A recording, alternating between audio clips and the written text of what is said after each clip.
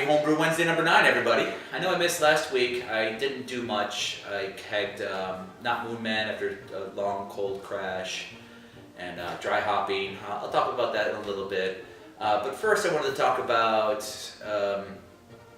BGI. What is BGI, you ask? I'll tell you what BGI is. It is the world exclusive, the most premier Sega CD FIFA 94 tournament. This is the 5th year in a row that we've done this. That's where all the friends from around our state get together and we play FIFA 94 through the entire World Cup. So everybody has 4 teams, you go through group play, you do the whole entire thing. It's kind of ridiculous. It's a lot of fun, it takes about 10 hours or so. We're all craft beer nerds, so there's always a lot of beer drunk. There might be a lot of palate fatigue by the end of the night, but it's always a great time. The GIMP and Secor got to the 5-0s the night before, and we decided to go out to Crafty Cow. I don't have any filming, but it was a great time.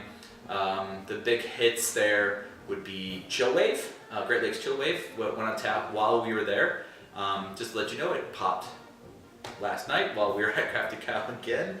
It was good, you know, introducing Secor and getting to the local fine craft beer scene around here. I hope they had a good time. I had a great time.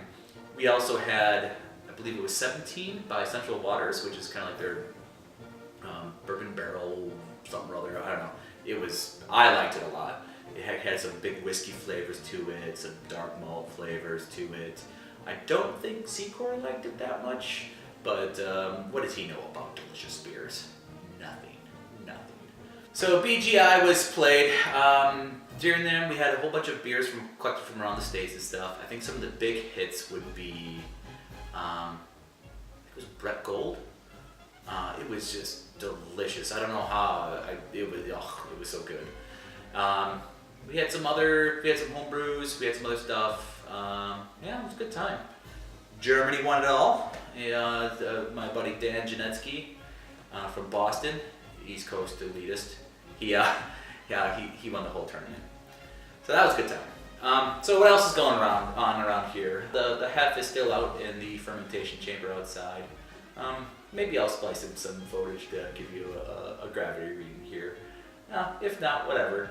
I dumped the tube the other day. It looks like it's completely done. Here's a reading from the fermented Hefeweiss, or whatever we're going to call that thing. I think it was Heff or whatever. It's at 10-12, it actually looks like. So I wish it would go down about 2 or 3 more points, because this might be a little sweet for what I like. So let's go ahead and try it. The color is actually great. I can't believe how nice of a color this is.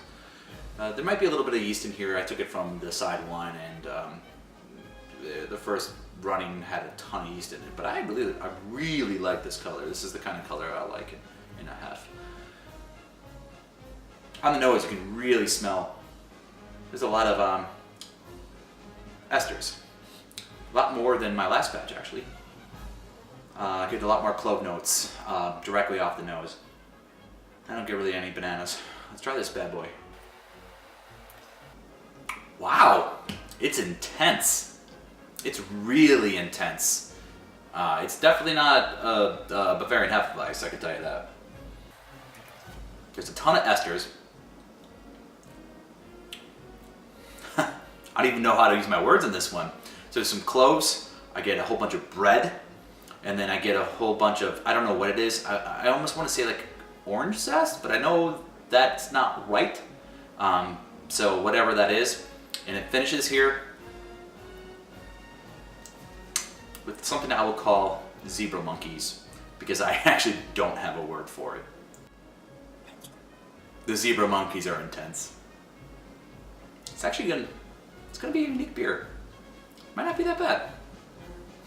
We'll give it another week, and maybe that'll clean up some of the esters in here. Then we'll keg it and see what this, whatever this is, becomes. Zebra Monkey's its name. It's a good name.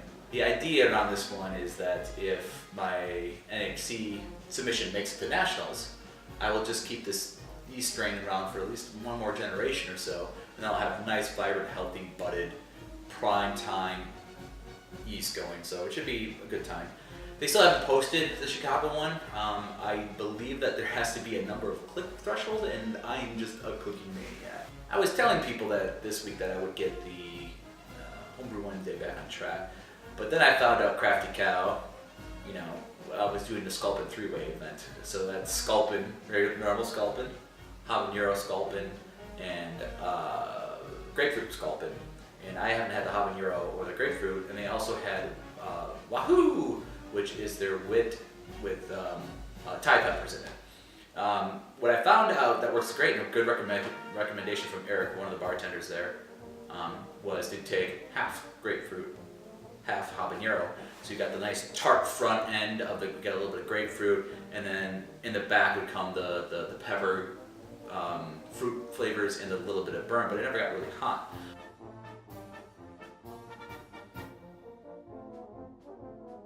Well, here it is. Got a little bit of hot pellets, kind of, you know, a little bit of flakes going around. It's been sitting in the keg for a week or so now. Carbonation is great. So let me just taste this thing and tell you what I get out of it. So last time it just tasted, it was like super strong butter right before, a week before I did the transfer, the cold crash, and then added the hops. So on the nose, I get kind of a wintry melon type thing. It's not super intense, but it's definitely there. Flavor-wise, there might be like a super small layer of butter, but it's not much. It's hardly noticeable. And there is some more melons, like a winter melon or something like that. I guess that's how I would describe it. I'm probably not using the right words because, you know, words are hard. But there's something there that isn't right. And the best way I would put it is that it starts with melon, and then it evolves into almost like I'm gonna use reminiscent again, reminiscent of Play-Doh. Kind of that you know, that smell when you're like massaging Play-Doh, you kind of got that aroma. That's kind of the flavor I get, and then it kind of backs back out into some softer melon type thing. So I think it's an okay beer. It turned out way better than I thought it would, but it's not exactly what I was shooting for. So I mean, it's better than a butter bomb, but it's okay. It's strange, it changes almost glass from glass, because the last time I had it, last night, it was pretty Play-Doh-y on the nose. And now it's more melony, and I taste more melon. But that also could have been palate fatigue from all the Sculpin I had. It's alright. Yeah, I mean, better than butter. Double fisting. Well guys, I think that's all I got for the week, and I know this isn't my most creative update, but you know, gotta get it done this week, otherwise I need to keep up on this thing, so. Well, maybe we'll brew this weekend, I'm not sure. We got some yard work and stuff to do with spring going on. We have a massive garden in the back. The hops are up, so Centennial, Cascade, and Chinook are up. And I'm just waiting on, I just planted about 2 weeks ago a Hallertau and a Totner. And they haven't sprung up yet, but I'm gonna put them a little too deep, so I'm gonna have to go investigate them a little bit. I tried to get them started last year as well, got some rhizomes from fresh hops, and they didn't come up, but it was kind of a funky year, and the soil where I haven't planted on it isn't that great, so maybe I should have amended the soil a bunch, but I'm kind of lazy at times. This week is, this following week, so by the time I put this up here, so next week is Milwaukee Beer Week, and there's a whole bunch of events going on. Unfortunately, I have a soccer tournament next week Friday for the really big one I wanted to go to, so I'm probably going to be at Crafty Cow. Of course, link to them in a doobly-doo, because I love them. A few times to have some of their Beer Week stuff. Mike, the owner, was telling me some of the stuff. Fortunately, I can't remember the specific beers. And it should be a really fun week. Well, as always, Yon'do.